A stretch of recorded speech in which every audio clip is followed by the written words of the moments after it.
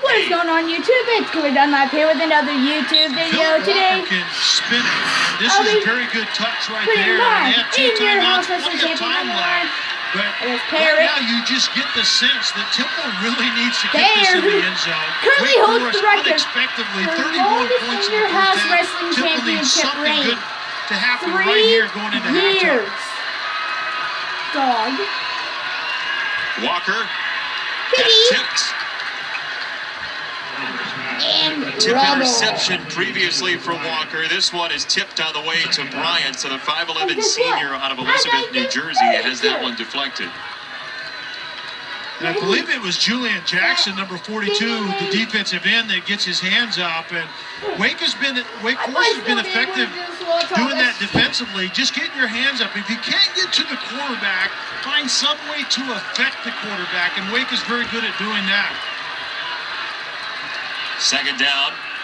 Thomas on the draw. Jahad Thomas across the 30-yard line. Remember, Temple gets it after halftime. This is a big drive for the Owls. Yeah, I couldn't agree more. And that's the first time we've really heard much out of Thomas. Shifty, quick, explosive. Temple needs something explosive to happen right now before halftime. Temple had only 4 rush yards before that 23-yard gain. Walker trying to skate out of the pocket, got away from Ejiofor and ends up at the 30-yard line. That ball needed to come out of bounds. There was really no way that he was getting out of that. Go ahead and throw that ball away and save your team that down and distance. Substitutions for Wake Forest. And a timeout forthcoming. First charge timeout of the half. It's Wake Forest. And it's first 30-second timeout. And Philip Walker actually did get back to the line of scrimmage, but I would have liked to seen that ball go out of bounds earlier than that. A good one coming up on Friday. The Capital One Orange Bowl is part of Capital One Bowl Mania. Jim Harbaugh, number 6 Michigan, against number 11 Florida State at Hard Rock Stadium in Miami. 8 Eastern on ESPN. Also streaming live on the ESPN app and watch ESPN. You talk about tremendous defenses. Don Brown's Michigan bunch and Florida State 47 sacks this season. There's going to be some trading of swapping paint.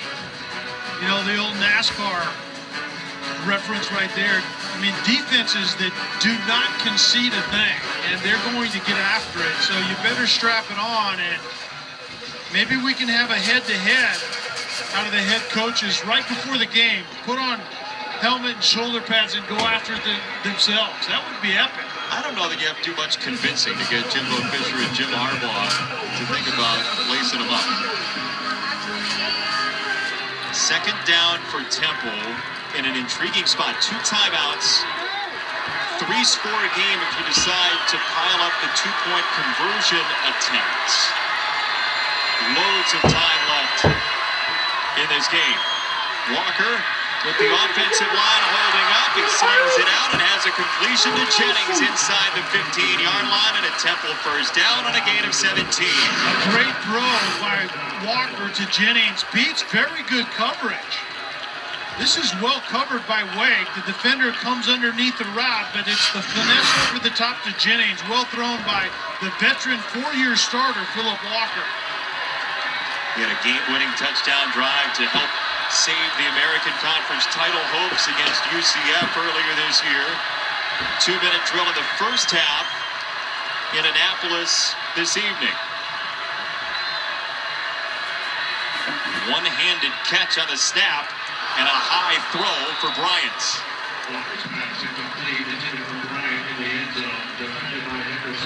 And that wasn't a very good throw, obviously, by Walker. There were double post routes. The defense jumped the first post route, and then Walker was over the top, but this ball was nowhere close. Very well designed, and there is a window there. You can see the safety, Jesse Bates, jumped that first receiver, leaving that opportunity for the quarterback, but it was airmail. Ball hawking safety Bates with 5 interceptions. He's prone to chase the ball a little bit. Thomas in at tailback. Walker is high again. When he's missed today, it has been high. This time, Bryant against Watson once more. Yeah, and we talked about that hand earlier where he hit the defender. I don't know that that's the problem. A lot of times when you're high, you're just not getting torque on the ball. You're kind of throwing from your back foot. You're not finishing on your front foot. And on that play, you can see Walker did that. He didn't really finish out on that front toe, and therefore the ball sails on him at the end. Sizable Wake Forest crowd gets loud on 3rd down and 10.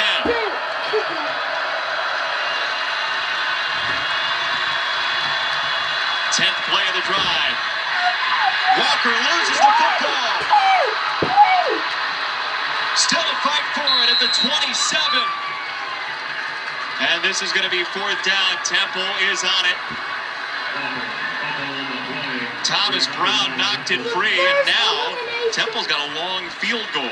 Yeah, that sack forces this field goal to be, what, about a 45-yarder now, so that's a much different animal. And you have to think they're thinking get 3 points on the board. They'll be down by 21. Like you said, they received the kick to start the second half. That's not a bad thing. As much as they've been outplayed in this first half, being down 3 touchdowns, when you get the ball to start the second half, I can live with that. They have a strong-legged kicker, Aaron Bumeri, Timeout. the freshman who's long Second this year short is timeout of the half. 48. But here's the loss of 15 that caused the damage for Temple. And you would think the veteran quarterback in Philip Walker will not take the sack under these circumstances, but he's trying to make a play. That pressure came on him kind of suddenly, and he couldn't get outside the pocket to throw the ball away, but you do need to have better ball security at the end. Walker knows better than that. They're fortunate, Temple, is to get that ball back. Temple on its second kicker of the year. Austin Jones had an ACL injury on a kickoff return in the Memphis game. So this young man, they call him Boom Boom, Aaron Bumeri, 11 out of 13. He joined as a walk-on.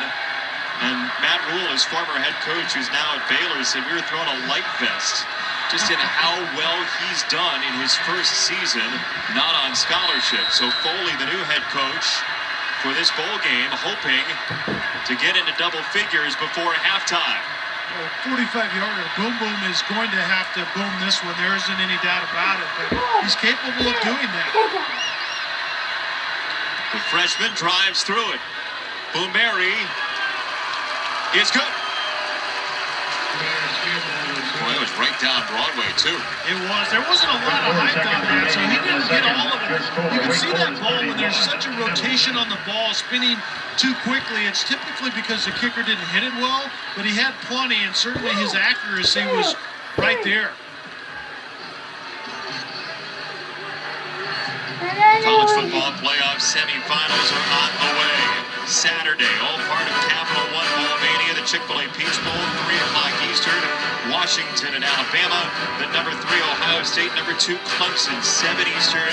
It's the PlayStation Fiesta Bowl. Both games also streaming live on the ESPN app. And watch ESPN. Here are your keys, Kel, for the game between Washington and Alabama. Well, this may be keen grasp of the obvious, but Washington cannot allow Alabama's defense to dictate the terms, let alone score points. And special teams obviously have to be in Washington's favor. Jalen Hurts, don't let him impact the game as a runner. And then Alabama, be who you are. I mean, you're the prohibited favorite to win this national championship. All the pressure is on them, but I think they love that. That program in Tuscaloosa has learned to love that national championship or bust pressure. Wake Forest will fall on this kickoff at the 30-yard line and have one opportunity at a play. And you're talking about that other game, Clemson and Ohio State. What do you see there? I like Clemson in this game. They're actually, I think, a field goal underdog, but I don't really see that. Brent Venables is going to get after Barrett, and Barrett's going to have to make great decisions. Curtis Samuel needs to impact the game in a positive way. Deshaun Watson's going to run it and pass it. He hasn't run it much this year. When he runs it, Ohio State needs to punish them. And then you can see Clemson. They've been looking forward to this moment since they lost the last national championship game. Embrace it. That's who you are. Put your best foot forward. Here, Wake Forest is 7 points shy of its season high of the year at halftime. 31-10, Wake Forest over Temple. Stay tuned for all the highlights and analysis. Adnan and the guys in the halftime report. Let's go. JB, thank you very much. The Buell halftime report, and boom goes the dynamite. Alongside Booker McFarland and Danny Cannell. Good to have you with us as always. Temple, by the way, ranking in the top 5 in the FBS and defensive categories, multiple defensive categories. Yet, Booker, it's Wake Forest defense that so far has stood tall. I mean, Wake Forest defense has been dominant. They're a top 25 scoring defense in the country, and so far they've only given up minimal yards. They only give up 21 points a game. And I think the way they've dominated this game is getting penetration in the backfield, 7 tackles for loss, 0 for 6 on third downs. What that means is that Temple cannot possess the football if they cannot convert on third down. And I think Wake Forest has been dominating the line of scrimmage. Great performance so far from the Demon Deacons. They really have, and they've come out with an enthusiasm that Temple has not been able to match here. And you talk about in the trenches, what they're doing in the trenches. Wake Forest giving their quarterback, John Walker, plenty of time to throw. He's having a field day out there on the afternoon. One of his best days of the season just this afternoon. 10 of 19 for 183 yards. Makes some exceptional throws from a clean pocket. Look at this. Look at the wide open pocket. Surveys the field. And there is not a defender within 15 yards of the receiver right there. That's as easy as it gets.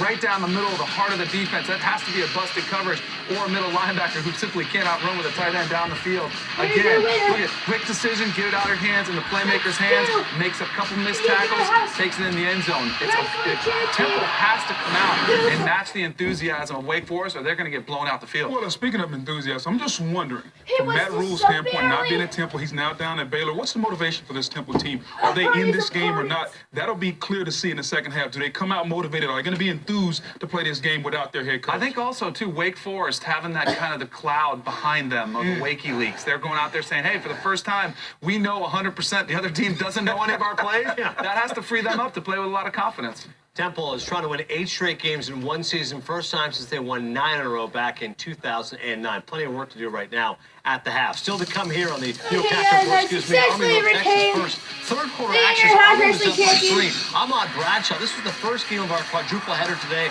avoiding a defender and 65 yards to score. You know what they call it at now? That's a house call. I might be defending it tomorrow. Army's up 31-21. Same thing, except maybe more people. On the third, it's Malik McGuh, fumbling the ball, recovered by Kenny Byard. Army had a clean day for the most part on offense, but special teams got them, let North See Texas you in the back next video. in the game. They had to Bye, capitalize on everybody. it. They'll come right back there. I love it See ya. after the turnover.